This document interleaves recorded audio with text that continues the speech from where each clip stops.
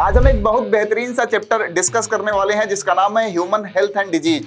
तो हमारे ही किसी अंग में, किसी बॉडी के पार्ट में प्रॉब्लम होती है जो कि उसका उस दौरान जो नॉर्मल फंक्शन है वो फंक्शन परफॉर्म नहीं हो पाता, तो हम बोलते हैं भैया डिजीज हो गया। इन्फेक्शियस डिजीज में हम बोला करते थे कि ये पर्सन टू पर्सन ट्रांसमिट होती है, और नॉन इन्फेक्शियस डिजीज में हम बोला करते थे कि ये ट्रांसमिट नहीं होती है एक पर्सन से दूसरे person. Mary Mallon's nicknamed typhoid, Mary was a professional cook. She was a typhoid carrier who continued to spread typhoid for several years through the food she prepared. जो न्यूमोनिया है हमारा lower respiratory tract का disorder है और basically infect करता है हमारे lungs के एल्वोलाई को। कॉमन कोल्ड आपके बुक में दिया होगा कि कॉमन कोल्ड कैसे होता है। कॉमन कोल्ड एक वायरल डिजीज होता है। मलेरिया एक बहुत ही बड़ा डिजीज है। मलेरिया के बारे में आपको बहुत बेहतर तरीके से पढ़ना ही पड़ता है, लेकिन आपको भी पता है कि अपने पास टाइम कम है। तो हमारे पास क्या कर सकते हैं, तो हम बॉडी को क्लीन रख सकते हैं, use clean drinking water, food etcetera, अगर हमें बीमारी से दूर रहना है तो।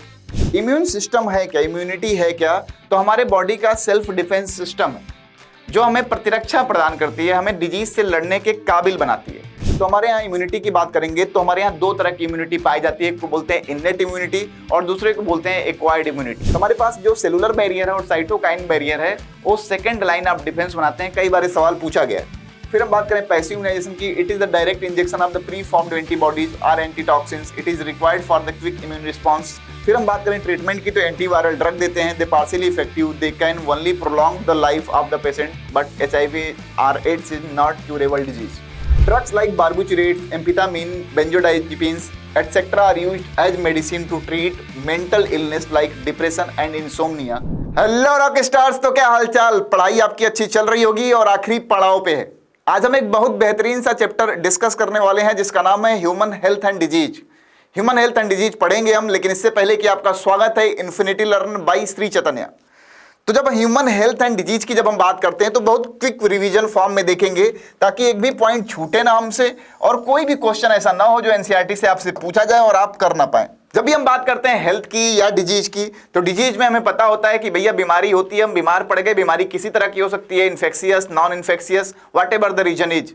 बट अगर हेल्थ की बात करें तो एक नॉर्मल इंसान हेल्थ के बारे में बस इतना ही परसेप्शन रखता है कि अगर उसे कोई बीमारी नहीं है तो हेल्थी है। क्या बोलता है? हेल्दी है। लेकिन क्या हेल्थ को सही डिफाइन करता है? नहीं, डिजीज फ्री स्टेट में हम हैं तो क्या हम सही में हेल्दी हैं? What is the health? Health है क्या? तो इस बात को डिसाइड करने के लिए, इस बात को परिभाषित करने के लिए, इस बात को सही तरीके से बताने के लिए वर्ल्ड हेल्थ ऑर्गेनाइजेशन ने क्या किया, एक डेफिनेशन दिया। तो वर्ल्ड हेल्थ ऑर्गेनाइजेशन के हिसाब से जो हेल्थ होता है एक ब्रॉड प्रोस्पेक्टिव है।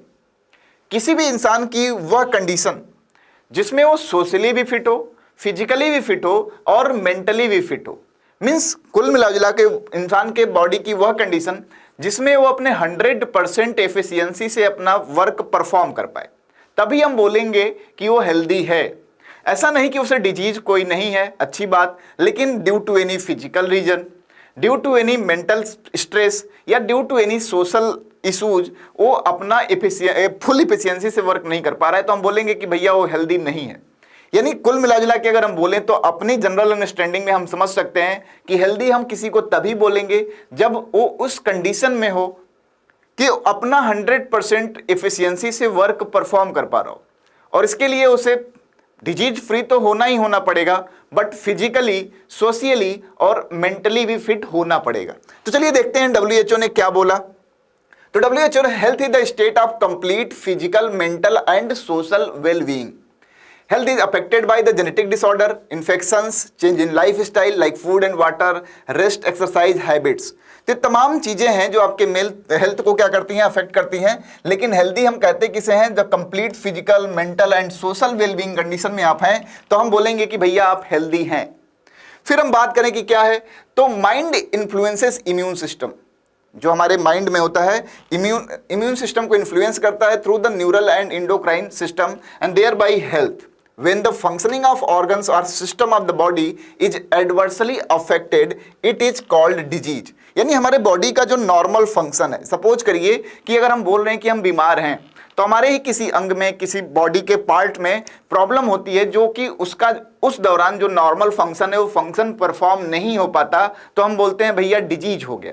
जैसे मान लीजिए हम किसी को बोल रहे हैं कि उसे क्या है, डायबिटीज है, उसे शुगर है हम बोल रहे हैं। तो होता क्या है कि नॉर्मल कंडीशन में हमारे ब्लड के कंपोजिशन में देखें तो शुगर का एक नॉर्मल अमाउंट होता है, लेकिन यही अमाउंट जब बढ़ने लगता है नॉर्मल से ज्यादा, तो ये बढ़ने क्यों लगा? तो किसी न किसी चीज का एबनॉर्मल फंक्शन हुआ है। उस कंडीशन में हम पढ़ते हैं कि हमारे यहाँ बीटा सेल्स जो है इंसुलिन रिलीज करती हैं, उसके एबनॉर्मल फंक्शन की वजह से ऐसा हो रहा है, तो हम बोलते हैं कि भैया को डिजीज हो गया है, डायबिटीज हो गया है। यानी हमारे ही बॉडी पार्ट्स में अगर एबनॉर्मल फंक्शनिंग होने लगे, किसी वजह से हो सकता है, किसी वजह से, यानी कोई ऐसी कंडीशन जो हमारे बॉडी पे एडवर्स इफेक्ट डाले, जो हमारे बॉडी के प्रॉपर फंक्शन है उन प्रॉपर फंक्शंस को अंजाम ना देने दे, तो हम बोलेंगे कि भैया बीमार पड़ गए। ये जेनेटिक तरीके से भी हो सकता है या अदर फीचर्स भी, अदर काइंड के तरीके की भी चीजें हो सकती हैं। अब एक इसी से रिलेटेड एक थ्योरी दी गई थी, इसकी हम बात कर लें। हमारे यहाँ एक थ्योरी दी गई थी, good humour hypothesis. Good humour hypothesis.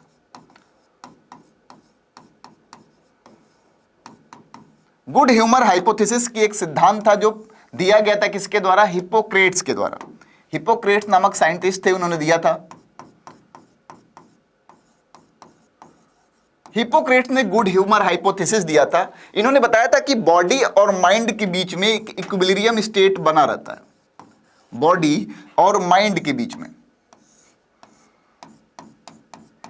एक इक्विलिब्रियम स्टेट बना होता है। इक्विलिब्रियम को हम इस साइन से रिप्रेजेंट करते हैं, और ये जो इक्विलिब्रियम स्टेट बना हुआ है वो बॉडी में प्रेजेंट किसी फ्लूइड के वजह से होता है, जैसे yellow bile, black bile, phlegm etcetera. हमारे बॉडी में कुछ फ्लूइड पाई जाती हैं जो हमारे बॉडी और माइंड के बीच में सामंजस्य यानी इक्विलिब्रियम स्टेट बना के रखती है।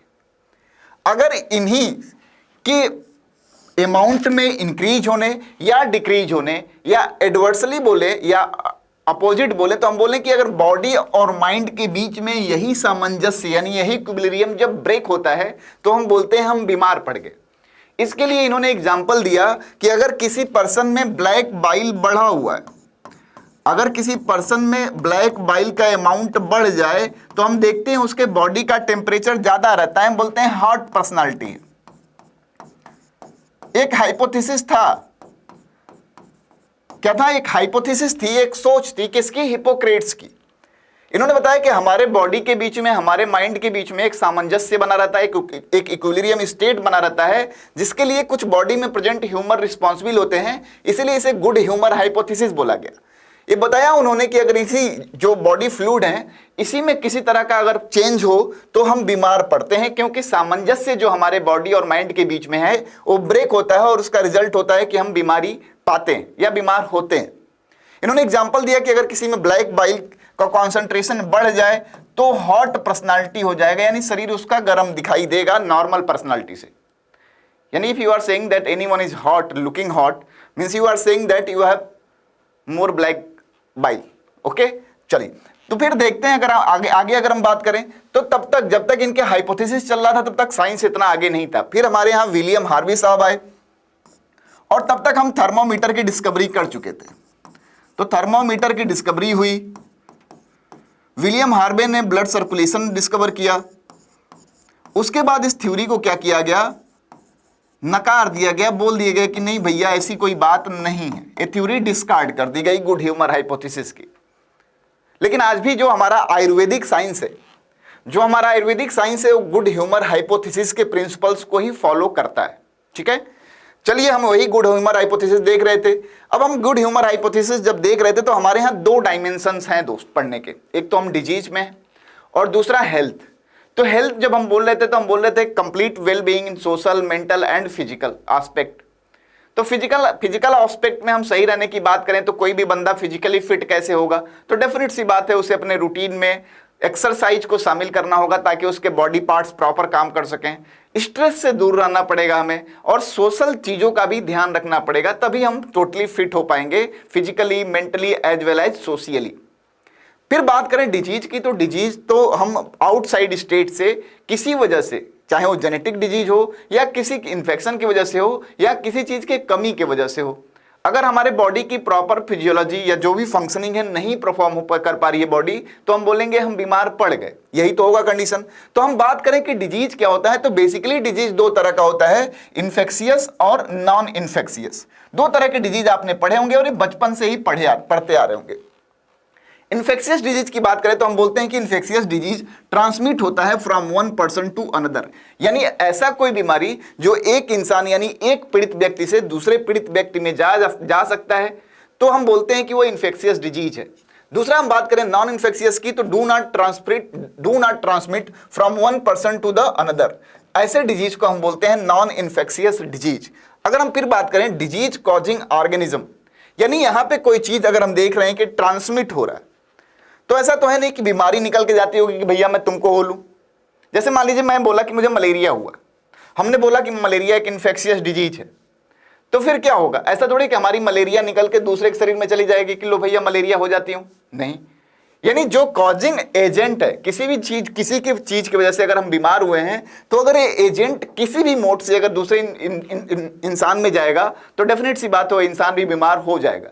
तो ऐसे माइक्रो ऑर्गेनिज्म जिनकी एक कैपेबिलिटी होती है कि हमें बीमार कर दे, the disease causing organism are known as pathogens.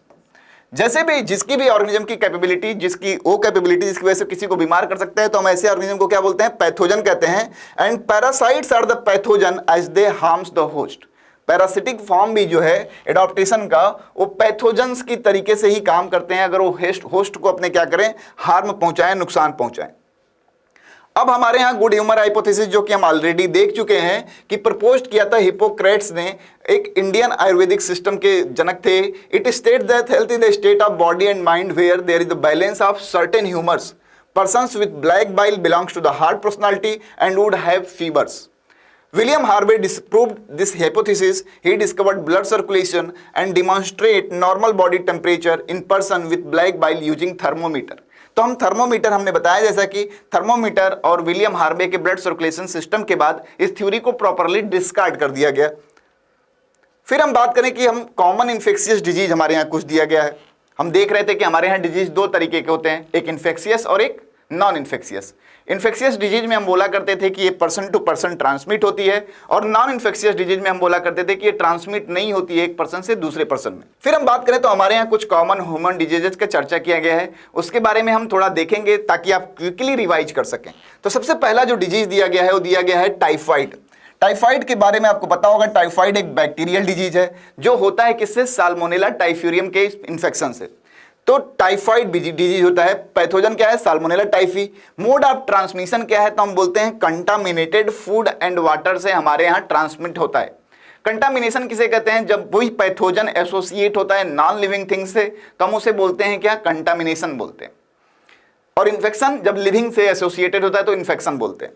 तो यहाँ कंटामिनेटेड फूड एंड वाटर के थ्रू ट्रांसमिट होता है, और अदर जो इंटर करता है स्मॉल इंटेस्टाइन में, लेकिन उसके बाद स्मॉल इंटेस्टाइन के अलावा ये अदर ऑर्गन्स पे भी अफेक्ट डालता है। सिम्टम क्या होगा अगर कोई साल्मोनेला टाइफी से इन्फेक्टेड हो जाएगा? तो सस्टेन्ड हाई ग्रेड फीवर होगा। जब भी मरीज डॉक्टर के पास जाएगा तो बोलेगा कि भैया 7-8 दिन से मुझे बहुत तेज का बुखार आ रहा है, वीकनेस होगी, स्टमक पेन होगा, कॉन्स्टिपेशन होगा, लॉस ऑफ हेपेटाइट होगा, इंटेस्टाइनल परफोरेशन लेटर स्टेज में हो सकता है, जिसकी वजह से डेथ भी हो सकती है। ये तमाम सिम्टम दिए हुए आपके यहाँ टाइफाइड के।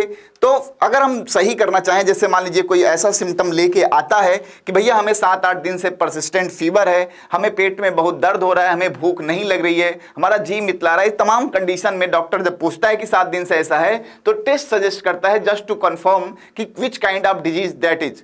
तो किस प्रकार का डिजीज है उसके लिए जो टेस्ट रिकमेंड करता है, and that test is known as Widal test. कई बार आपके नीट एग्जाम में पूछा गया है कि विडाल टेस्ट हम क्यों परफॉर्म करते हैं, या टाइफाइड को जांच करने के लिए कौन सा टेस्ट परफॉर्म किया जाता है।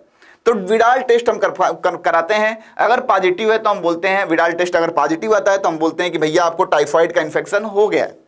अच्छा, इसके साथ एसोसिएटेड एक कहानी भी है। हमारे यहाँ लंदन में एक महिला थी जिनका नाम था मेरी मैलन। मेरी मैलन अपना एक रेस्टोरेंट चलाती थी। तो देखा गया कुछ दिन बाद एक पैटर्न देखा गया कि जो भी कस्टमर्स उनके हैं उनको एक प्रॉपर इसी टाइप की डिजीज हो रही है, यानी टाइफाइड हो रहा है। फिर पाया गया कि जो मैरी मेलन है वो कैरियर की तरह काम करती है, अब कैरियर कहने का मतलब क्या हुआ, कोई ऐसा ऑर्गेनिज्म जिसके अंदर पैथोजन तो हो लेकिन उसके अंदर डिजीज के सिम्टम नहीं अपीयर करा पा रहा हो, उसे हम कैरियर बोलते हैं। तो Mary Mallon as a carrier थी, इसीलिए टाइफाइड को हम मेलन्स फीवर भी बोलते हैं। Mary Mellons nicknamed typhoid. Mary was a professional cook. She was a typhoid carrier who continued to spread typhoid for several years through the food she prepared. Okay? फिर हम दूसरी बीमारी की बात करें तो दूसरा बीमारी हमारे पास है न्यूमोनिया। न्यूमोनिया की बात करें तो न्यूमोनिया होता है स्ट्रिप्टोकोकस न्यूमोनी या हीमोफिलस इन्फ्लुएंजी के इन्फेक्शन से। याद रहे स्ट्रिप्टोकोकस न्यूमोनी तो आपको प्रॉपरली पता होता है, लेकिन हीमोफिलस इन्फ्लुएंजी आपको कंफ्यूज जरूर करता है। जो न्यूमोनिया है हमारा लोअर रेस्पिरेटरी ट्रैक्ट का डिसऑर्डर है और बेसिकली इन्फेक्ट करता है हमारे लंग्स के एल्वोलाई को। द एल्वोलाई में होता क्या है, इसमें फ्लूइड फील्ड हो जाता है, एल्वोलाई में फ्लूइड कलेक्ट हो जाता है। अब एल्वोलाई के बारे में आपको पता होगा कि एल्वोलाई हमारे यहाँ गैसियस एक्सचेंज के लिए जगह प्रदान करती हैं। अगर उसमें फ्लूइड या कुछ भी भर देंगे तो गैसियस एक्सचेंज प्रॉपरली नहीं हो पाएगा, और गैसियस एक्सचेंज नहीं हो पाएगा तो उसी गैसेस में हम ऑक्सीजन और कार्बन डाइऑक्साइड का कहीं ना कहीं आदान प्रदान करते थे, तो इनके जो हम आदान प्रदान करते हैं उसमें कमी आएगी और उससे रिलेटेड सिम्टम हमको दिखाई देंगे। तो पैथोजन स्ट्रिप्टोकोकस न्यूमोनी हो गई, हीमोफिलस इन्फ्लुएंजी हो गया। मोड ऑफ ट्रांसमिशन क्या होता है, तो दो बातें हो गई, ये ट्रांसमिट होता है न्यूमोनिया यानी स्ट्रिप्टोकोकस न्यूमोनी या हीमोफिलस इन्फ्लुएंजी की बात करें तो हमारे यहाँ इनका मोड ऑफ ट्रांसमिशन जो होता है ड्रॉपलेट या एरोसॉल से होता है। सपोज करिए दोनों का मतलब समझना हो कि ड्रॉपलेट क्या होता है या एरोसॉल क्या होता है। तो ड्रॉपलेट जब भी हमें छींक आती है, जब भी हम स्नीज करते हैं तो हमारे पास दो कंपोनेंट निकलते हैं, एक तो liquid in nature and that is known as droplet, और कुछ हवा टाइप का निकलता है and that is known as aerosol. तो उस ड्रॉपलेट और एरोसॉल के थ्रू स्ट्रिप्टोकोकस न्यूमोनी या हीमोफिलस इन्फ्लुएंजी एक पर्सन से दूसरे पर्सन में ट्रांसमिट हो जाता है and that is the mode of transmission of pneumonia disease. Okay, अगर हम बात करें स्ट्रिप्टोकोकस न्यूमोनी हीमोफिलस इन्फ्लुएंजी की तो मोड ऑफ ट्रांसमिशन हमने देख लिया। सिम्टम देखेंगे तो रिस्पिरेटरी प्रॉब्लम होगा, फीवर्स होंगी, चिल्स होगा, कफ होगा, हेडेक होगा। In severe cases lips and finger nails turn grey to bluish colour, blue colour का नेल हो जाएगा। क्यों ऐसा होगा, क्योंकि ऑक्सीजन की कमी होगी तो ब्लूइश डिस्कलरेशन होना स्टार्ट हो जाएगा। बात करें नेक्स्ट की तो that is viral disease, that is known as common cold. Common cold आपके बुक में दिया होगा कि कॉमन कोल्ड कैसे होता है। कॉमन कोल्ड एक वायरल डिजीज होता है। It infects nose and respiratory passage but not lungs, यानी अपर रिस्पिरेटरी ट्रैक्ट का डिसऑर्डर है। किसका डिसऑर्डर है, अपर रिस्पिरेटरी ट्रैक्ट। तो अगर हमें इस कॉमन कोल्ड होता है तो जनरली 3 से 7 दिन में क्या होता है, अपने आप वो सही भी हो जाता है। अब हमारे यहाँ अपर रिस्पिरेटरी ट्रैक्ट और लोअर रिस्पिरेटरी ट्रैक्ट क्या होता है, यहाँ पे हमने डायग्रामेटिकली दिखाया है कि अगर कोई भी इंफेक्शन नेजल कैविटी, फेरिंग्स या लैरिंग्स तक रहता है तो हम बोलते हैं कि अपर रिस्पिरेटरी ट्रैक्ट का डिसऑर्डर है। लेकिन अगर उससे नीचे जाता है यानी हमारे ट्रेकिया या ब्रोंकाई, ब्रोंकियोल्स तक पहुंच जाए तो हम बोलते हैं लोअर रिस्पिरेटरी ट्रैक्ट का डिसऑर्डर है। इस बात को जरूर आप समझिएगा। अपर रिस्पिरेटरी ट्रैक्ट कहने का मतलब आप समझ गए होंगे। पैथोजन की बात करें कि कौन सा पैथोजन हमारे यहाँ कॉमन कोल्ड कॉज करता है तो होता है रायनोवायरस। और मोड ऑफ ट्रांसमिशन की बात करें तो inhaling droplets resulting from cough and sneeze through contaminated objects like pens, books, cups, door knobs, computer accessories etcetera. Symptom क्या होगा, नेजल डिकंजेशन हो जाएगा, डिस्चार्ज होगा, फीवर होगा, हेडेक होगा, सोर थ्रोट होगा, कफ होगा, हॉर्नेस होगा और टायर्डनेस एटसेट्रा आप फील करेंगे। फिर अगली बार एक बीमारी की बात करें तो एक प्रोटोजोअन डिजीज है जो कि मलेरिया है। मलेरिया एक बहुत ही बड़ा डिजीज है। मलेरिया के बारे में आपको बहुत बेहतर तरीके से पढ़ना ही पड़ता है, लेकिन आपको भी पता है कि अपने पास टाइम कम है, हमें क्विकली रिवाइज करना है। तो आपको पता होगा मलेरिया जो होता है वो प्लाज्मोडियम की वजह से होता है। प्लाज्मोडियम कॉजिंग एजेंट है हमारे यहाँ मलेरिया का, और मलेरिया जो प्लाज्मोडियम के द्वारा होता है वो प्लाज्मोडियम बिलोंग करता है फाइलम प्रोटिस्टा से, यानी एक प्रोटिस्टन किससे बिलोंग करता है, बिलोंग करता है किससे, प्लाज्मोडियम से बिलोंग करता है, प्लाज्मोडियम प्रोटिस्टा से बिलोंग करता है, ठीक है। तो पैथोजन इसका प्लाज्मोडियम हो गया। 4 तरह की स्पीसीज पाई जाती हैं, प्लाज्मोडियम वाइवेक्स, मलेरी, फाल्सीपारम और ओवेल। मोड ऑफ ट्रांसमिशन क्या होता है, by biting of the female Anopheles mosquito. Female Anopheles mosquito जब काटती है हमें तो मलेरिया होता है हमें। सिम्टम की बात करेंगे तो hemozoin released, plasmodium cause chills and high fever recurring every 3 to 4 days। Basically हम मलेरिया ट्रांसमिशन तो प्रॉपर क्लासेस में बहुत लंबे तरीके से पढ़ते हैं, लेकिन याद रखिए कि जो मलेरिया होता है वो जो भी मलेरिया जो हमारे यहाँ प्लाज्मोडियम है, जो प्लाज्मोडियम होता है वो डाइजेनेटिक होता है। क्या होता है, डाइजेनेटिक।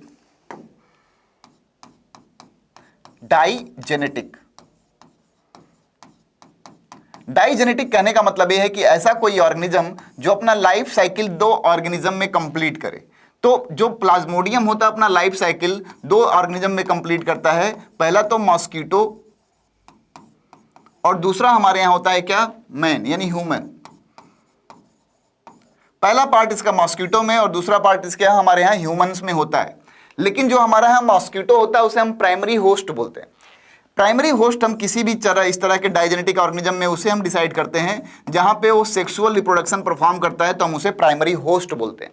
तो प्लाज्मोडियम हमारे यहाँ डाइजेनेटिक होता है, अपना लाइफ साइकिल कंप्लीट करता है मॉस्किटो में और ह्यूमन में। अगर हम देखेंगे तो मॉस्किटो के सलाइवा के थ्रू जो स्पोरोजोएट होता है वो ह्यूमन में इंटर करता है और स्पोरोगोनी परफॉर्म करता है और बहुत सारे स्पोर बनाता है जो कि लीवर सेल पे और आरबीसी पे अटैक करते हैं। इसलिए सिम्टम्स जब आएंगे हमारे यहाँ मलेरिया के तो कहीं ना कहीं they are related with the liver, are related with the blood, दोनों के से थ्रू रिलेट करेंगे तो हमें सिम्टम्स अजीब से दिखाई देंगे। तो मॉस्किटो मान लीजिए हमें बाइट किया तो स्पोरोजोएट को हमारे ब्लड में ड्रॉप करता है। अब स्पोरोजोएट जो ड्रॉप करता है हमारे ब्लड के थ्रू वो सर्कुलेशन में आता है और सर्कुलेशन के थ्रू होते होते होते होते हमारे लीवर में पहुंचता है, क्योंकि वहां बहुत भयानक तरीके से उसे खाना पानी मिलने वाला है। वहां पे वो जाता है, छिप जाता है और जब वो पोटेंशियली इतना स्ट्रांग हो जाता है तो एसेक्सुअली रिप्रोड्यूस करता है और बहुत सारे माइक्रो गैमॉन्ट बनाता है, बहुत सारे गैमॉन्ट बनाएगा, स्पोरोगोनी परफॉर्म करेगा। फिर वो जो स्पोरोगोनी के थ्रू जो भी गैमॉन्ट बनेंगे उनके पास रास्ता होता है कि वो आरबीसी पे अटैक करें या हमारे लीवर पे अटैक करें और इस तरह से हमारे आरबीसी को और लीवर सेल को रैपिड तौर पे क्या करता है, डैमेज करता है मलेरिया में। ठीक है, सिम्टम इसके क्या होते हैं, सिम्टम होता है कि ठंड लगेगी, बुखार होगा और फिर बुखार उतर जाएगा। ठीक है, ऐसे सिम्टम्स आएंगे।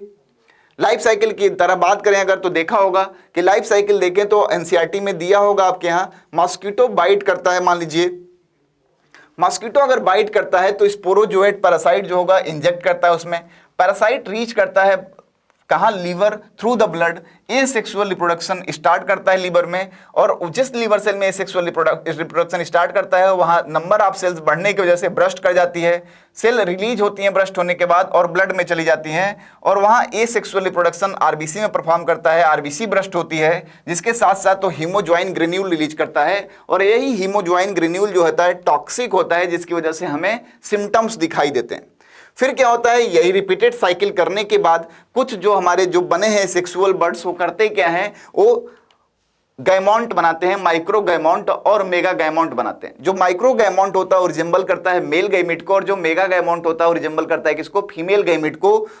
जब मच्छर बाइट कर रहा होता है तो डेफिनेट सी बात है सलाइवा थूक रहा होता है क्योंकि उसमें एनोफिलिन पाया जाता है जो एंटी कोआगुलेंट की तरह काम करता है और ब्लड को सक कर रहा होता है। तो डेफिनेट सी बात है सलाइवा के थ्रू उसने स्पोरोजोएट तो ट्रांसफर कर दिया लेकिन ब्लड सक करते समय वो गैमॉन्ट्स को अपने पास ले लेता है। जब ये गैमॉन्ट्स अंदर जाते हैं तो female mosquito sucks blood with the gametocyte. Fertilisation and development of जो होता है, जो हमारे पास जो भी प्लाज्मोडियम है उसका गट में होता है, गट वाल में होता है। मैच्योर इन्फेक्टिव स्टेज यानी sporozoite escape from the intestine and migrate to the mosquito salivary gland. तो ऐसे एक साइकिल चलती है, अपने लाइफ साइकिल को 2 ऑर्गेनिज्म या 2 होस्ट में कंप्लीट करता है, इसीलिए हम मॉस्किटो को प्राइमरी होस्ट बोलते हैं। ठीक है, फिर हमारे यहाँ डिजीज दिया गया है जिसका नाम है अमीबियोसिस। अमीबियोसिस कॉज करता है कौन, ये भी एक प्रोटोजोवन डिजीज है। क्या है, प्रोटोजोवन डिजीज है जो कॉज करता है, कॉजिंग एजेंट क्या है इसका, Entamoeba histolytica.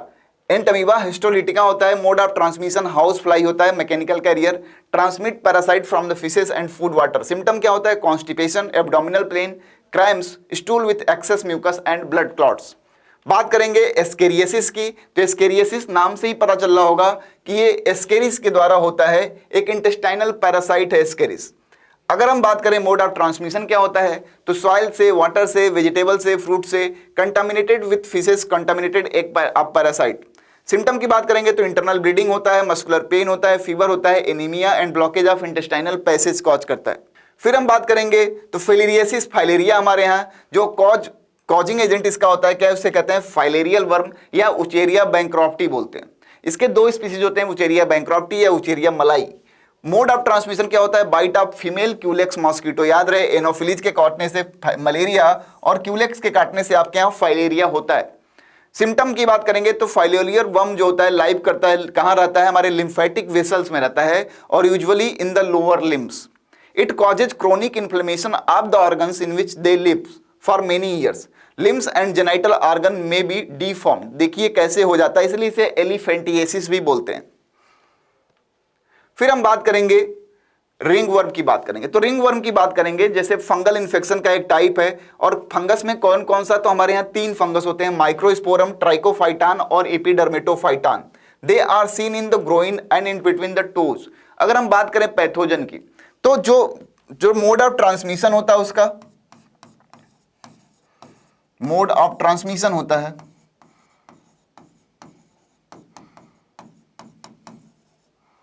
Through the use of contaminated object. एक फंगल इन्फेक्शन है जो कंटामिनेटेड ऑब्जेक्ट के यूज से, यानी जो भी फंगल्स जहां भी होगा, माइक्रोस्पोरम, ट्राइकोफाइटान या एपिडर्मेटोफाइटान, इनके कंटामिनेटेड चीजों से क्या होगा, अगर हम कांटेक्ट में आएंगे तो हमें फंगल इन्फेक्शन के चांसेस बढ़ जाएंगे। लेकिन जो एग्रेवेटिंग फैक्टर होता है, फैक्टर जो प्रमोट करता है इनके ग्रोथ को, वो होता है temperature plus humidity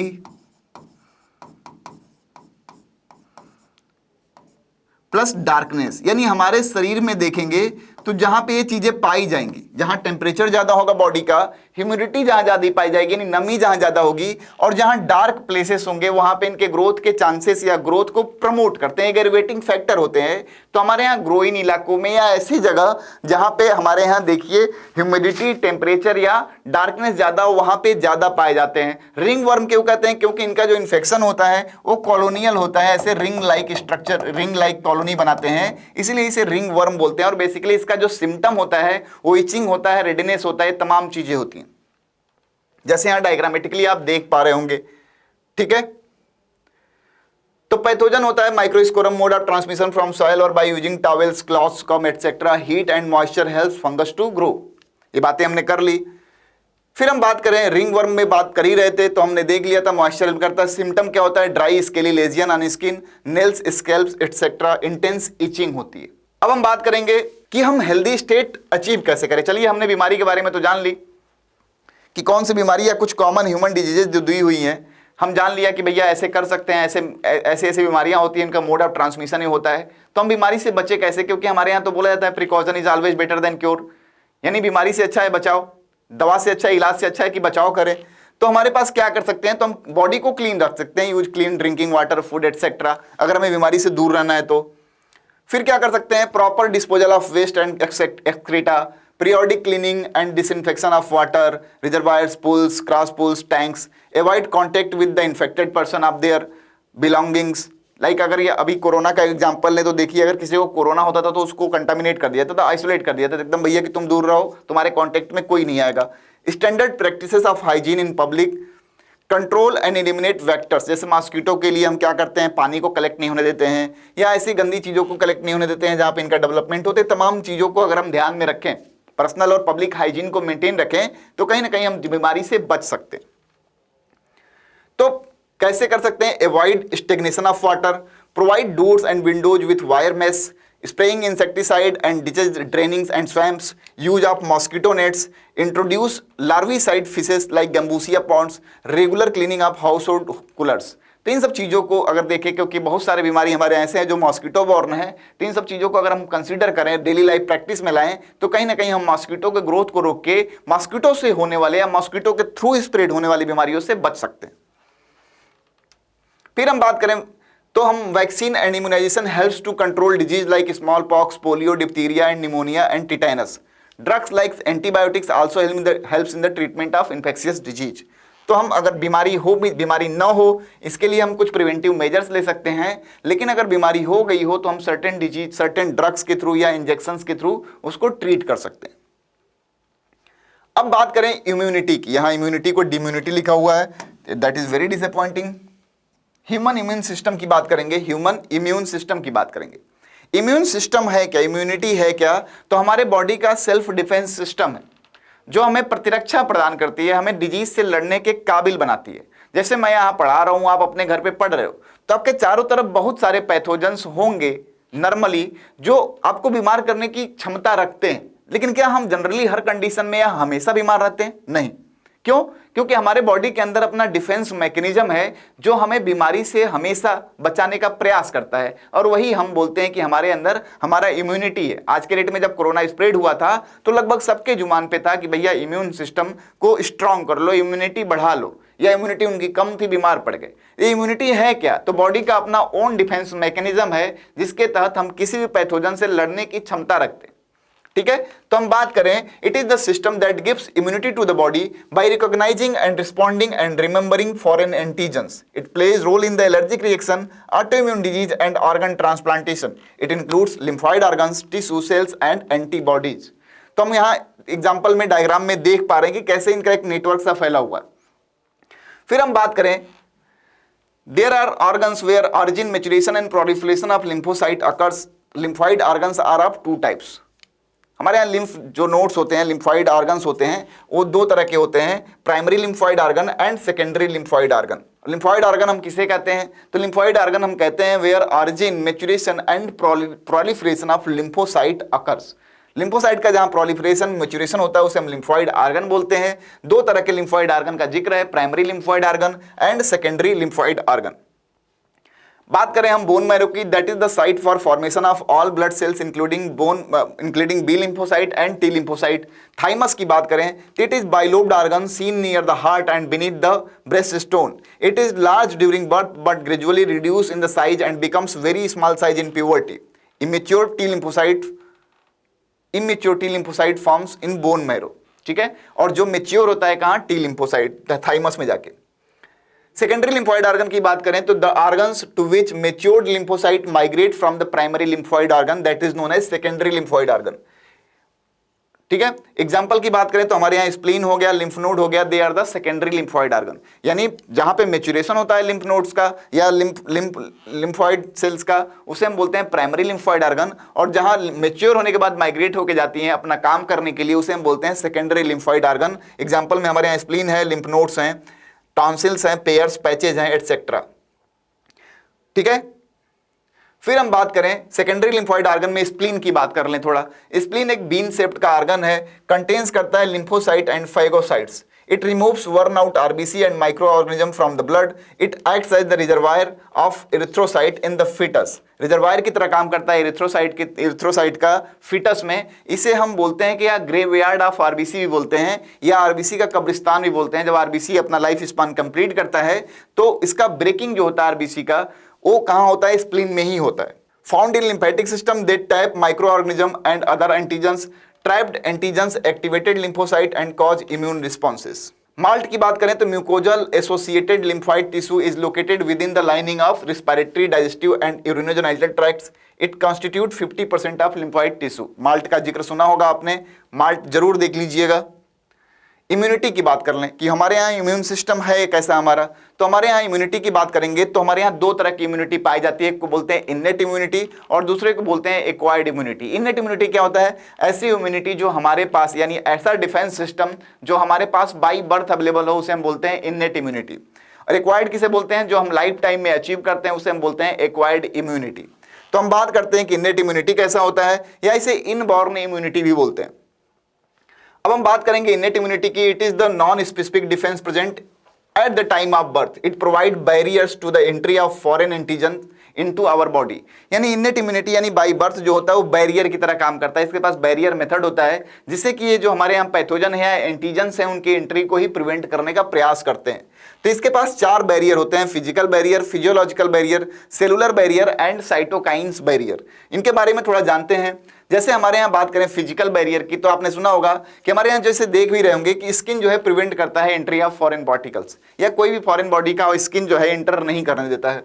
mucus containing the lining of respiratory, gastrointestinal tract and urinogenital tract to trap microorganism. तो हमारे यहाँ क्या है, एक लेयर बनाया गया है, जो क्या करता है कि किसी भी पैथोजन या एंटीजन के एंट्री को प्रिवेंट करता है। उसके लिए हमारी स्किन है, म्यूकस मेम्ब्रेन है, जो हमारे यहाँ एंट्री को ही बैन रखते हैं कि भैया आप अंदर जा ही नहीं सकते, और ये फिजिकल बैरियर की तरह काम कर रहे हैं।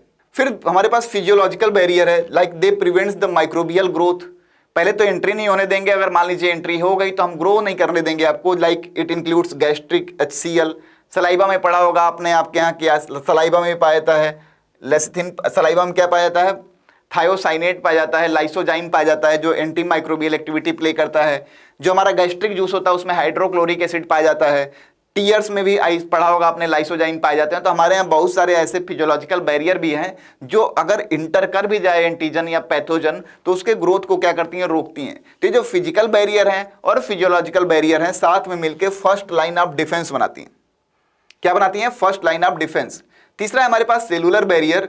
इट फैगोसाइटाइज लाइक सेल्स के, यानी कोई ऐसा बैरियर जिसमें सेल्स इन्वॉल्व हो, तो phagocytes like WBC, neutrophils, polymorphonuclear lymphocyte, monocytes and natural killer lymphocytes, microphages etcetera. तो सेलुलर बैरियर है कि अगर कोई एंटीजन या इस तरह का कोई ऑर्गेनिज्म या माइक्रो ऑर्गेनिज्म आता है तो हमें किल करने के लिए हमारे बॉडी में ही, हमारे ऑर्गन्स में, हमारे ब्लड में बहुत सारे ऐसे सेल्स पाए जाते हैं जो उनसे लड़ते हैं, उनको फैगोसाइटाइज करते हैं। साइटोकाइन बैरियर की बात करें तो वायरस इन्फेक्टेड सेल सिक्रीट्स अ साइटोकाइन प्रोटीन कॉल्ड इंटरफेरॉन्स। अगर किसी भी सेल में अगर वायरस का इन्फेक्शन हुआ है तो वो सेल जो है एंटीवायरल प्रोटीन बनाती है। और वो एंटीवायरल प्रोटीन रिलीज होता है और अपने नेबर सेल को इंडिकेट करता है कि नहीं भैया आप अपना डिफेंस सिस्टम मजबूत कर लो। क्यों? क्योंकि वायरस का इन्फेक्शन हो चुका है। तो इसी एंटीवायरल प्रोटीन को हम इंटरफेरॉन बोलते हैं। Non infected cells from further viral infection, तो ये प्रिवेंट करता है, ये बताता है अपने नेबर सेल्स को कि भैया वायरस का इन्फेक्शन हो सकता है आपको, तो अपना आप डिफेंस सिस्टम तैयार करें। तो ऐसे प्रोटीन को हम इंटरफेरॉन्स बोलते हैं। तो हमारे पास जो सेलुलर बैरियर है और साइटोकाइन बैरियर है वो सेकेंड लाइन ऑफ डिफेंस बनाते हैं। कई बार सवाल पूछा गया है। फिर हम बात करें कि primary and secondary immune responses are carried out by B lymphocyte, B cells and T lymphocyte. तो हमारे यहाँ इम्यूनिटी की बात हम कर रहे थे, तो कैसे होगा?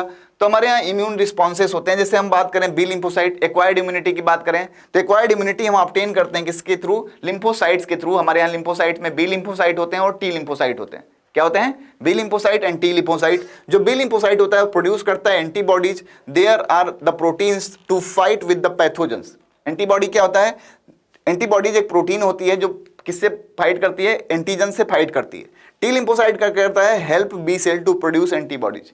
टी लिम्फोसाइट हमारे यहाँ हेल्प करता है प्रोड्यूस करने के लिए एंटीबॉडीज। अब एंटीबॉडीज का जिक्र कर लें, an antibodies has 4 polypeptide chain, 2 light chain and 2 heavy chain, जिसे डिनोट करते हैं हम H2L2 से। याद रहे हम केवल इंपॉर्टेंट बातें कर रहे हैं जिससे सवाल पूछे जाते हैं आपके, क्योंकि आपके पास टाइम बहुत कम है। तो हम क्विक रिवाइज कर रहे हैं आपको, ताकि साथ साथ में हमारे आप अपने ब्रेन में एक डायग्राम बना के चलते रहें कि हमें इतना पढ़ना है। अगर हम एंटीबॉडीज की बात करें तो हमारे यहाँ 5 तरह के एंटीबॉडीज का जिक्र है। Immunoglobulin A, immunoglobulin G, immunoglobulin M, immunoglobulin E, immunoglobulin D. तो हमारे यहाँ पे एक डायग्राम दिया हुआ है एनसीईआरटी का, जिसमें दिखाया गया है कि एक एंटीबॉडीज में 2 हैवी चेन और 2 लाइट चेन पाया जाता है। इसे हम बोलते हैं पैराटोप, जो एंटीजन बाइंडिंग साइट की तरह काम करता है। अब एक्वायर्ड इम्यूनिटी की बात करें तो ह्यूमोरल एंटीबॉडी मेडिएटेड रिस्पांस और सेल मेडिएटेड रिस्पांस। तो हमारे यहाँ एक्वायर्ड इम्यूनिटी की बात करते हैं तो 2 तरह से हम प्रोवाइड करते हैं। एक्वायर्ड हमने जो बर्थ से ऑब्टेन किया था वो बैरियर मेथड था हमारे पास, जिसमें cellular barrier, cytokine barrier, physical barrier और फिजियोलॉजिकल बैरियर हुआ करता था। फिजिकल और physiological first line of defence बनाया करते थे। जो हमारा सेलुलर और साइटोकाइन बैरियर था वो सेकंड लाइन ऑफ डिफेंस बनाया करते थे। थर्ड लाइन ऑफ डिफेंस की बात करें तो हमारे यहाँ एक्वायर्ड इम्यून रिस्पॉन्स होता है, जो बी सेल्स और टी सेल्स हमें प्रोवाइड करती हैं। तो हमारे यहाँ जो बी सेल्स प्रोवाइड करती हैं उसे बोलते हैं ह्यूमोरल इम्यूनिटी, और जो टी सेल्स के द्वारा हमें मिलता है उसे बोलते हैं cell mediated immunity. It is the immune response mediated by the antibodies. Antibodies are found in the blood plasma, so called humoral immune response. अगर हम बात करें इस पे डिटेल में तो हम समझ पाएंगे इसको अच्छी तरीके से। जैसे कि अगर हम बात करें ह्यूमोरल इम्यूनिटी की, तो जैसे मान लीजिए यहाँ बी सेल है, कोई बी सेल है, हमने लिखा है यहाँ बी सेल लिखा है और बी सेल लिख दिया, तो जैसे ही कोई एंटीजन इसके कांटेक्ट में आएगा, कोई एंटीजन इसके कांटेक्ट में आया तो ये बी सेल जो है वो सेंसिटाइज हो जाएगा।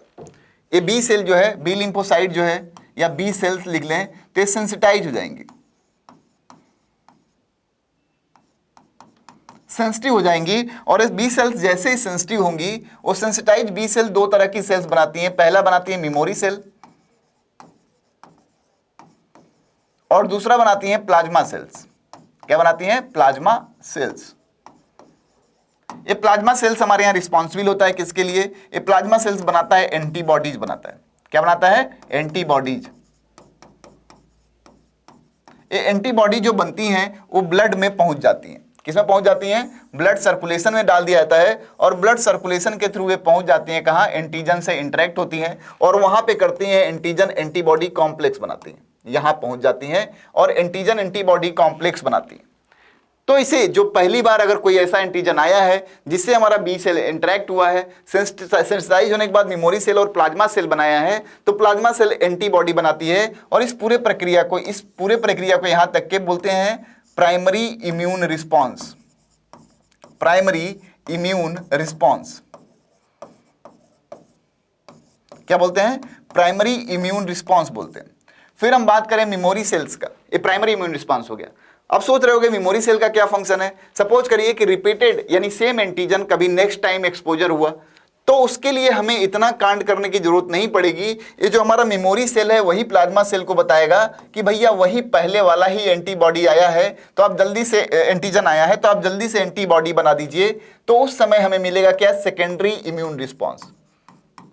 Secondary immune response, secondary immune response primary की अपेक्षा बहुत तेजी से होगा और बहुत पोटेंट तरीके से होगा, यानी बहुत तेजी से होगा, समय कम लगेगा और बहुत ही ड्रास्टिक वे में होगा, बहुत ही तेजी से मारा जाएगा एंटीजन को। फिर हम बोल रहे हैं कि it is the immune response mediated by the T lymphocyte. Cell mediated की बात कर लें तो सेल मेडिएटेड में क्या होता है, थोड़ा ध्यान दीजिएगा। जैसे मान लीजिए कोई एंटीजन आया और कांटेक्ट में आया किसके, टी सेल्स के, टी लिम्फोसाइट लिख सकते हैं, टी सेल लिख सकते हैं। तो डेफिनेट सी बात है टी सेल क्या होगा, सेंसिटाइज हो जाएगा। सेंसिटाइज होने के बाद ये 3 तरह के सेल्स बनाता है।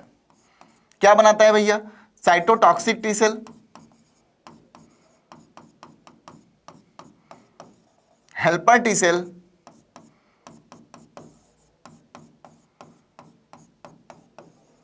और सप्रेसर टी सेल।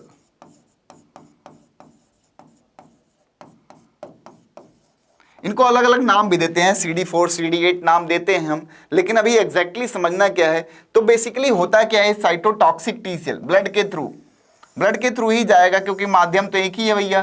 ब्लड के थ्रू साइटोटॉक्सिक टी सेल और हेल्पर टी सेल जाते हैं यहाँ, और ये साइटोटॉक्सिक टी सेल क्या करता है, आइडेंटिफाई करता है।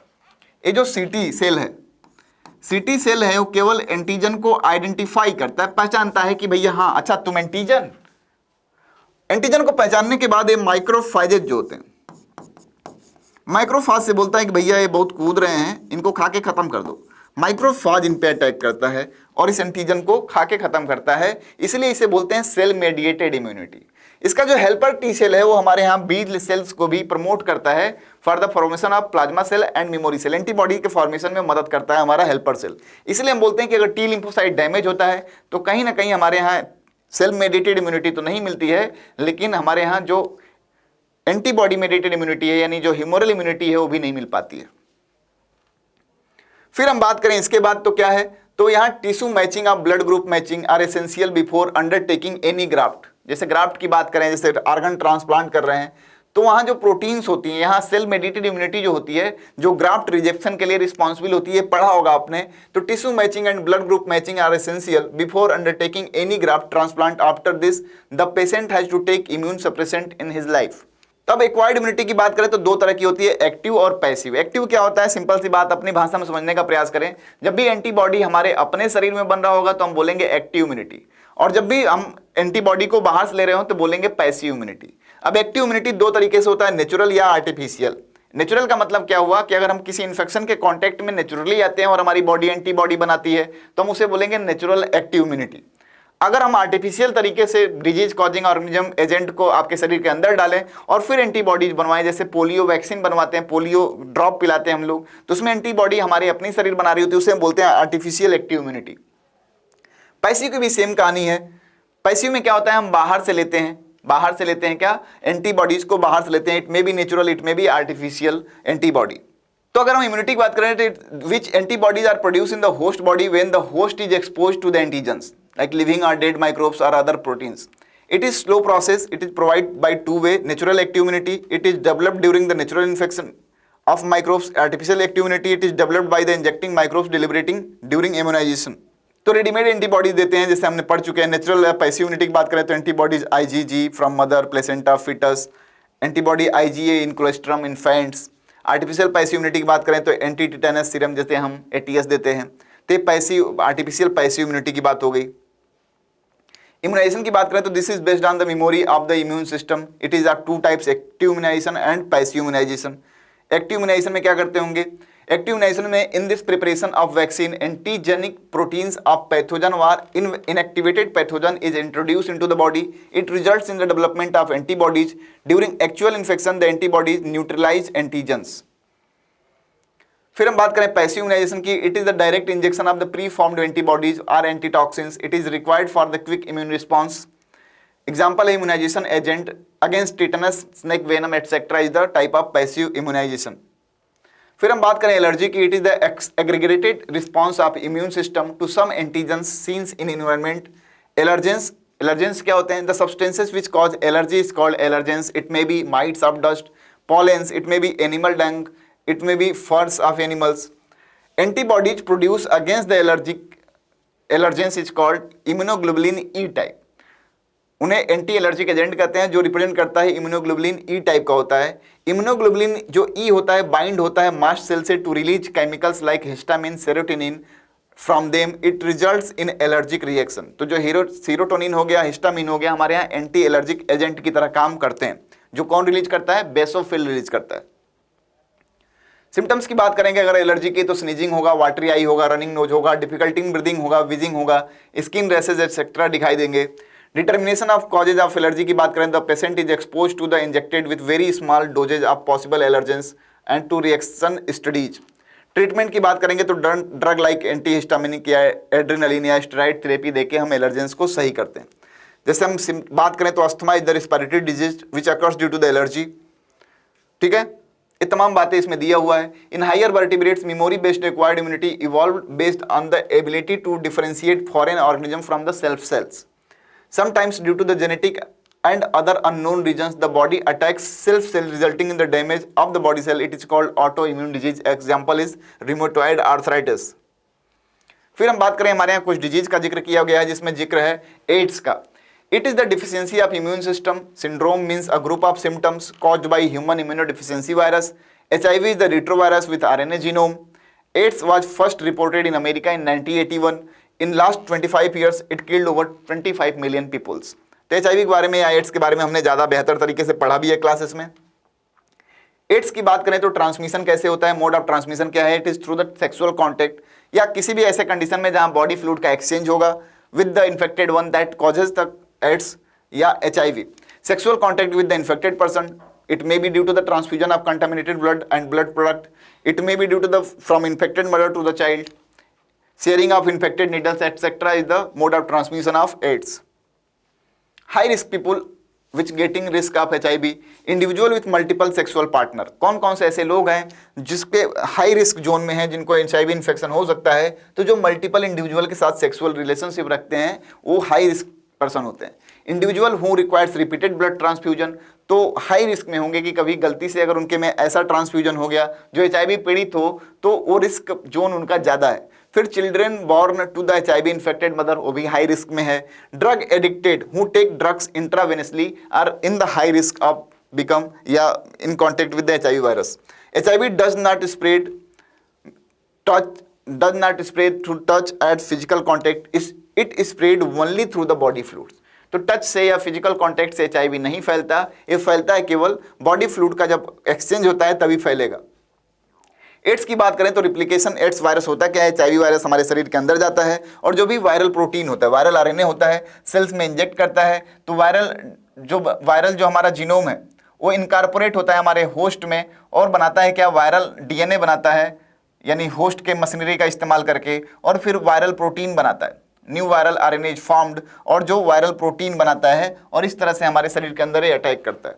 जैसे यहाँ देख रहे होंगे डायग्राम में वायरल RNA है, रेट्रोवायरस का डायग्राम दिया गया है। इसमें जो भी जीनोम है वो ट्रांसमिट हो रहा है। ट्रांसमिट होने के बाद होस्ट सेल में इंटर करने के बाद ये क्या करता है? वायरल DNA बनाता है, DNA से फिर RNA बनाता है और प्रोटीन डिराइव करता है और अपना मैकेनिज्म जो है डिवीजन का वो स्ट्रांगली परफॉर्म करता है। फिर बात करें लाइफ साइकिल ऑफ HIV की बात करें तो डेफिनेट सी बात है HIV बॉडी में इंटर करता है, मैक्रोफाजेस तक जाता है जिसे हम बोलते हैं क्या, factory of HIV। RNA replicate करता है in presence of reverse transcriptase enzyme to the viral DNA। Viral DNA incorporate होता है होस्ट DNA में। Infected cell produce viral particle produce करती है। HIV interest to helper cells T lymphocyte में and replicate करता है, प्रोड्यूस प्रोजेनी वायरस, अटैक करता है अदर हेल्पर टी सेल पे, टी सेल्स का नंबर डिक्रीज करता है जिसकी वजह से इम्यूनिटी हमारी जो होती है कमजोर हो जाती है। ये हमारा प्लान है, इसके तहत आप बड़ी इजीली HIV को समझ सकते हैं कि कैसे हमारी बॉडी को नुकसान पहुंचाता है। डायग्नोसिस, ट्रीटमेंट, इफेक्ट क्या क्या है। इफेक्ट की बात करेंगे तो during this period the person suffers from fever, diarrhoea and weight loss due to deficiency of helper T cells. He may be infected with the mycobacterium, viruses, fungus and parasitic like toxoplasm. Diagnosis की बात करें, diagnosis कैसे करेंगे तो ELISA is the confirmatory test, the full form of ELISA is enzyme linked immunosorbent assay. फिर हम बात करें ट्रीटमेंट की तो एंटीवायरल ड्रग देते हैं, they partially effective, they can only prolong the life of the patient but HIV और AIDS is not curable disease. फिर हम बात करें प्रिवेंशन ऑफ एड्स, क्या क्या हो सकता है, कैसे हम प्रिवेंट करें, तो से नो टू ड्रग, एक तो बात होनी चाहिए। तो educate people about the AIDS, पहले हम बताएं कि कैसे फैलता है। Use of disposable needle, iron syringe, free distribution of condoms, making blood bank safe from HIV, regular checkup of HIV, advocating safe sex, controlling drug abuse. इन सब measures को अगर हम फॉलो करें, स्प्रेड करें इसके नॉलेज को, तो कहीं ना कहीं HIV के जो केसेस हैं उनकी संख्या हम कम कर सकते हैं। फिर हमारे यहाँ दूसरा लार्ज बीमारी है जिसका नाम है cancer. Cancer is an abnormal and uncontrolled multiplication of cells resulting in the formation of tumour. The uncontrolled division of cells जब होता है तो वो क्या करता है, मासेस ऑफ सेल्स बनाता है। Normal cells shows the contact inhibition but in cancerous cell there is no contact inhibition. ठीक है, तो टाइप्स ऑफ ट्यूमर की बात करेंगे तो बेनाइन होता है, मैलिग्नेंट होता है। बेनाइन का मतलब होता है लोकलाइज्ड एरिया में जब ऐसा रहो तो बेनाइन कहते हैं, लेकिन यही स्प्रेड होता है, डिफ्यूज हो जाता है जब हम बोलते हैं क्या, मैलिग्नेंसी कहते हैं इसे। तो बेनाइन की और मैलिग्नेंसी की बात करें तो बेनाइन ट्यूमर जो होता है confined to the place of its origin, they do not spread to the other parts, cause little damage. तो बेनाइन ट्यूमर हमारे यहाँ लिटिल डैमेज कॉज करता है, जैसे यहाँ दिया होगा टंग में, जिंजाइमा में, कहीं भी हो सकता है। ठीक है, लेकिन हम बात करेंगे जब मैलिग्नेंट की तो मास ऑफ प्रोलिफरेटिव सेल्स जो होती हैं जिसे नियोप्लास्टिक और ट्यूमर सेल्स कहते हैं, that grows rapidly and invade and damage the surrounding normal tissues. Due to the active division and growth, they starve normal cells by competing for the nutrition. Cells sloughed the tumors reaches other sites by the blood where they form a new tumor. This is called metastasis. यानी metastasis होता है हमारे यहाँ malignant tumour में, not in the benign tumour. Causes क्या है cancer के, तो कुछ फिजिकल एजेंट हैं, कुछ केमिकल एजेंट है, कुछ बायोलॉजिकल एजेंट है। फिजिकल एजेंट की बात करेंगे तो ionising active radiation like x-ray, gamma rays and non ionising radiation like ultraviolet rays. Chemical agent की बात करेंगे तो टोबैको स्मोक जो होता है major cause of lung cancer. Vinyl chloride, caffeine, nicotine, mustard gas etcetera is the carcinogens, chemical carcinogens. Biological agent की बात करेंगे तो ऑन्कोजेनिक वायरस होता है, सेलुलर ऑन्कोजीन होता है और proto oncogene etcetera. When cellular oncogene in normal cells is activated the cells become oncogenic transformation, that is known as oncogenic transformation. तो they are the carcinogens, the agent the causing factor of the cancer is known as carcinogens. It may be physical agent, it may be chemical agent, it may be biological agent. Detection कैसे होता है, तो cancer detected by diagnosis, it may be due to through the biopsy, it may be through the imaging techniques, it may be the use of antibodies by the molecular diagnosis या molecular biology techniques. Biopsy की बात कर लें तो a thin piece of the suspected tissue is stained and examined under the microscope. In case of leukemia, biopsy and histopathological studies like blood and bone marrow test for increased cell count. Imaging techniques की बात करें तो radiography यानी use of x-ray, CT scan, computed tomography scan, use x-ray to generate 3D image of the internals of an object. MRI की बात करें तो magnetic resonance imaging uses magnetic field and non ionising radiations to detect pathological and physiological changes in the living tissue. Use of antibodies against the cancer specific antigens, this molecular biology techniques to detect cancer related genes. Such individuals should avoid carcinogens like tobacco and smokes. Okay, if we talk about the treatment of cancer, cancer is treated by the cocktail method. It includes radiotherapy, chemotherapy, surgery and immunotherapy. So radiotherapy, tumor cells are irradiated lethally without damage surrounding normal tissues. Chemotherapy, use of chemotherapeutics drugs, many cause have side effect like hair loss, anemia, etc. Immunotherapy, the patient are given biological response modifier like alpha interferon. Okay, most cancers are treated by the combination of these therapies, and that's why the treatment of cancer is known as cocktail method. This method is known as cocktail method. The next one is drug. What is drug? Drug are the chemicals. Drug are the chemicals which alters the body physiology. Alters the body physiology. Alters. It may decrease or it may increase. So there are three kinds of drugs which discussed in the NCERT. दो तीन तरह के drug हैं जो आपके NCERT में discuss किए गए हैं, जिनसे एकदम पेट सवाल है कि कैसे सवाल पूछे जाते हैं, क्या पूछे जाते हैं. तो कॉमनली यूज ड्रग जो होते हैं ओपियोइड होते हैं, कैनाबिनॉइड होते हैं और कोका एल्कलॉइड होते हैं. अगर इनकी हम बात कर लें, जैसे ओपियोइड की बात कर लें, तो ओपियोइड हमारा किससे ऑब्टेन करते हैं? ओपियोइड एग्जांपल हम ऑब्टेन करते हैं किससे? पॉपी प्लांट से. मॉर्फिन होता है इसका एग्जांपल. तो पपाया पेपेवर सेमनीफेरम प्लांट से हम ऑब्टेन करते हैं बेसिकली. तो इसका जो हमारा ओपियोइड जो होता है बाइंड करता है स्पेसिफिक ओपियोइड रिसेप्टर से, जो कि प्रेजेंट होता है सीएनएस और गैस्ट्रोइंटेस्टाइनल ट्रैक्ट में. आपसे सवाल यही पूछा जाता है कि ओपियोइड के लिए जो हमारे रिसेप्टर्स होते हैं वो कहाँ पाए जाते हैं. मोस्ट इंपॉर्टेंट क्वेश्चन है. जिसने भी पीवाईक्यू सॉल्व किया होगा देखा होगा कि यही सवाल पूछा गया. इसका एग्जाम्पल मॉर्फिन हो गया, हीरोइन हो गया, ब्राउन शुगर हो गया. Morphine is extracted from the latex of poppy plant, that is Papaver somniferum. It is the sedative and painkiller and useful for the surgery. Act करता कैसे? Sedative and painkiller की तरह काम करता है. देखा होगा जब सैनिक को या किसी तरह के मिलिट्री को बंदूक लगती है, गोली लगती है, तो इंस्टेंट पेन रिलीफ के लिए हम मॉर्फिन का इंजेक्शन दे रहे होते हैं. तो इनका स्ट्रक्चर दिया हुआ है, किससे ऑब्टेन करते हैं? पेपेवर सोमनीफेरम से. सबसे ज्यादा बार सवाल क्या पूछा गया है कि इनके जो रिसेप्टर्स होते हैं कहाँ पाए जाते हैं, चाहे ओपियोइड हो, कैनाबिनॉइड हो या एल्कलॉइड हो. ठीक है. हीरोइन की बात करें, हीरोइन है जैसे स्नैक हो गया, डाइस्टाइल मॉर्फिन, ये क्या होते हैं? मॉडिफाइड मॉर्फिन को हम बोलते हैं हीरोइन. तो हीरोइन क्या है? Is a white odourless bitter crystalline compound. It is obtained by the acetylation of morphine. It is taken by the snoring and injection. It is a depressant and slow down the body function. Depressant की तरह काम करता है और body function को slow कर देता है. कैनाबिनॉइड की बात करेंगे तो they interact with the cannabinoid receptor in the brain. यानी कैनाबिनॉइड के लिए रिसेप्टर्स कहां पाए जाते हैं? ब्रेन में. यही मेन बात है. Generally they are taken by inhalation and oral injection. Natural cannabinoids are obtained from the inflorescence of plant cannabinus sativa, that is hemp plant. Its flower, tops, leaves, resin are used to produce the marijuana, hashish, charas and ganja. ठीक है. Natural cannabinoids are obtained from the inflorescence of the plant cannabinus sativa, that is hemp plant. Its flower, tops, leaves, resins are used to produce the marijuana, hashish, charas and ganja. They affect cardiovascular system. क्या करते हैं? Cardiovascular system को affect करते हैं. Cannabinoids are abused by some sports person. जैसे आपने dope test सुना होगा. तीसरा है कोका एल्कलॉइड. कोकीन है, कोक या क्रैक कहते हैं जिसे. It is obtained from the coca plant, erythroxylum coca. It interfere with the transport of neurotransmitter like dopamine. कई बार ये सवाल पूछा गया है. काम कैसे करता है? Cocaines are usually स्नॉटेड.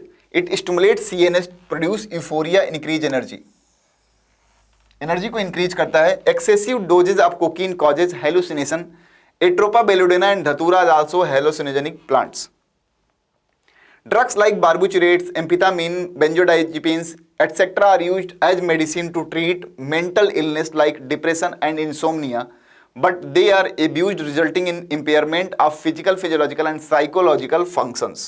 Here we are talking about the smoking. Tobacco has been used by humans being for about 400 years. It is smoked, chewed or used in the form of snuff. It contains many chemical substances like nicotine, which stimulate adrenal gland to release the adrenaline, non-adrenaline, causing high BP and heart rate. Smoking causes cancer of lungs, urinary bladder, throat, emphysema, bronchitis, coronary heart disease, gastric ulcer, etc. Tobacco chewing causing oral cancer.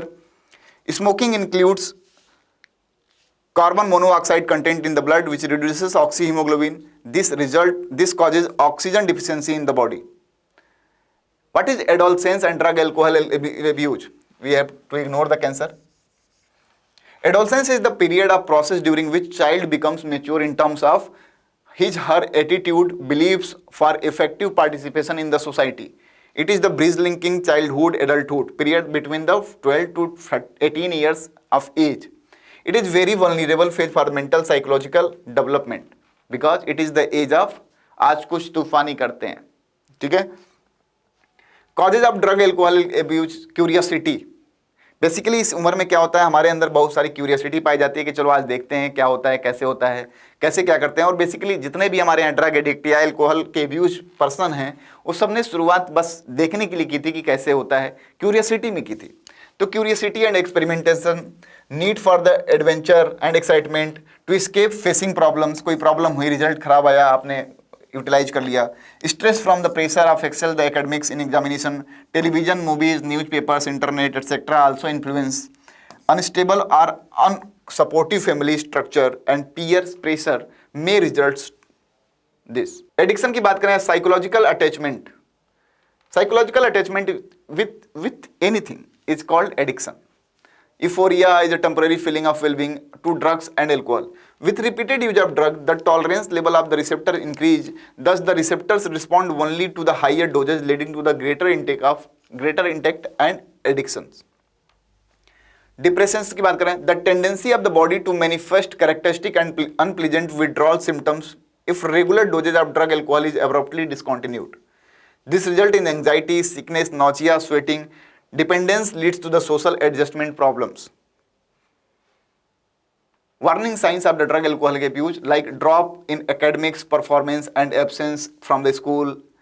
क्या क्या warning sign हो सकते हैं कि कोई इससे पीड़ित हो सकता है? Lack of interest in the personal hygiene, withdrawal and isolation, depression, fatigue, aggressive and rebellion behaviour of पीड़ित one. Okay, change in the sleeping and eating habits, fluctuations in the weight, appetite, etc., loss of interest in the hobbies, deterioration relationship between the family and friends. What is the side effect? Acne, increased aggressiveness, mood swing and depression, reduced testicles, decreased sperm production, kidney and liver dysfunction, breast enlargement, premature baldness, enlargement of the prostate gland, etc. may leads to the due to the addiction of drugs. Side effect of anabolic steroid abuse in females: masculization, increased aggressiveness, mood swing, depression, excessive hair on the face of body, abnormal menstrual cycle, dipping of the voice. Prevention and control. How can we prevent it? To avoid undue peer pressure, education and counseling, help from the parents and peers, looking for the danger signs, seeking professional medication help such as psychology and psychiatrist, de-addiction and rehabilitation programs. And now in the last, thank you. Stay happy, stay connected. Bye bye, tata, take care.